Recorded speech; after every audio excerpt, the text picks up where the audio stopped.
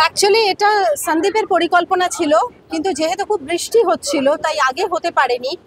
তারপরে পুজো ছিল, পুজোর বিসর্জন ছিল, এবং লাস্ট আমাদের কালী পুজোর বিসর্জন যেদিন ছিল সেদিন 23 তারিখ হওয়ার কথা ছিল, ভাইফোঁটার দিন। সেদিন আমরা ভেবেছিলাম, সেদিনও হতে পারেনি যেহেতু সেদিন বিসর্জন ছিল। তো আজকে সন্দীপের এটা স্বপ্ন ছিল যে সন্দীপ শ্রী দুর্গা ছবিটা বানাবে এবং শ্রী দুর্গারও একটা প্রমোশন এইভাবে করবে। আমি বলেছিলাম কিভাবে হবে, বলেছিল হবে অপা। হ্যাঁ, এবং ও যে এটা করতে পেরেছে সেজন্য আমি ওকে সাধুবাদ জানাই। আমি বরং হেজিটেট করছিলাম যে কিভাবে হবে। আমি আসার সময় বলছিলাম বৃষ্টি পড়ছে, তখন বলেছিল বৃষ্টি থেমে যাবে তুমি যদি আসো, আমার দুর্গা যদি আসে তাহলে বৃষ্টি থেমে যাবে। এই কথাটা আমাকে আমার ডিরেক্টর বলেছে।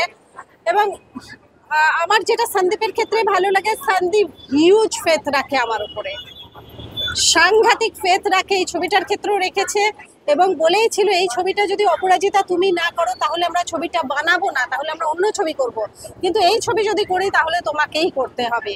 তো আজকে সবটা মিলিয়েও এত বড় একটা ইভেন্ট অর্গানাইজ করে এইভাবে, এবং আমি প্রশাসনকে আমার সাধুবাদ জানাই যারা কোঅপারেট করেছেন, যাদের জন্য আমরা এটা করতে পেরেছি, এবং এই ভেন্যু যারা দিয়েছেন, এবং এতজন বাচ্চা এবং তার মা যারা এসেছিলেন আমাদের সাপোর্ট করতে, তাদের সকলকে আমি সাধুবাদ জানাই যে তাদের জন্য কিন্তু আজকের আমাদের এই ইভেন্টটা সম্ভব হয়েছে।